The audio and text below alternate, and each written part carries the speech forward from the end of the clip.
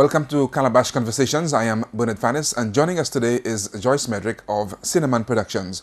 On March 26, Joyce will present Caribbean Collections Designer of the Year, the search for top local designer. We'll have details a bit later in this program. But first, let's meet Joyce Medrick.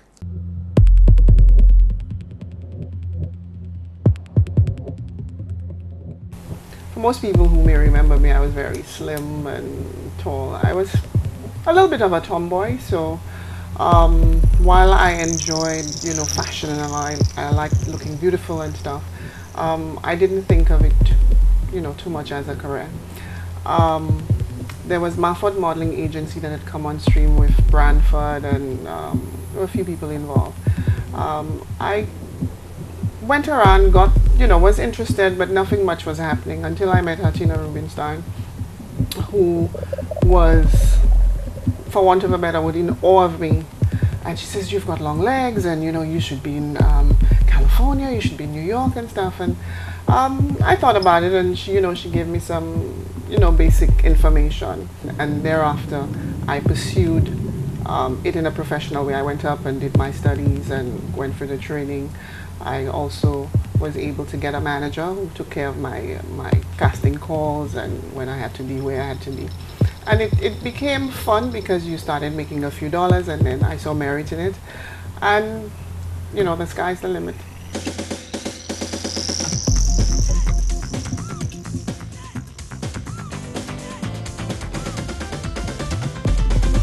Greatness comes with sacrifice, and sacrifice is the hardest, longest, and often a very lonely road to travel.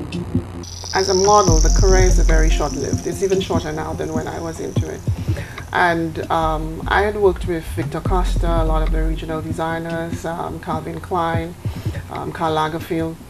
And you can only go so far. So if you notice, even the other more famous models, they all move into either acting and, their own lines and stuff. So having done it and being out there and being exposed, I realized coming back, and getting involved, even on the local scene, I realized there weren't too many, not just models, but persons dabble in fashion, and we have a lot of seamstresses, but as a business and from an artistic side of it, they were just recreating what was in catalogs. And I needed to move on as well and to grow. You never lose your passion for it. And I was having a chat with my mom back in the days, and she has been a volunteer to the children's home. And I was saying that I wanted to do this show, and I think we need to get other models out there, because for me I benefited a lot. I continue to benefit from my involvement, meeting celebrities and being part of a lot of the glamorous things. And she suggested that if I was going to do stuff, maybe I can help them. And so I proceeded to launch the first Caribbean collections, and that was in '97.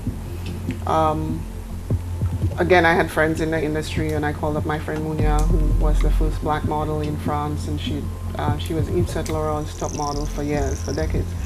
And she opted. She said, "Yes, why not?" And I decided to invite the local persons, to show their collections and what have you.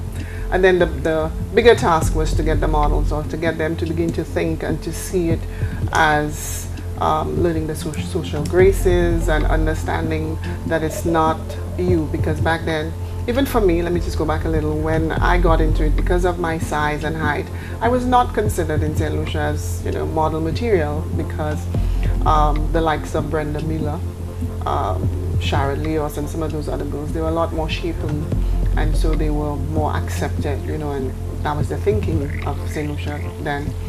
But as I said, Artina always, said, "Hey, you've got what your frame and everything," and so it gave me the inspiration to want to pursue it further.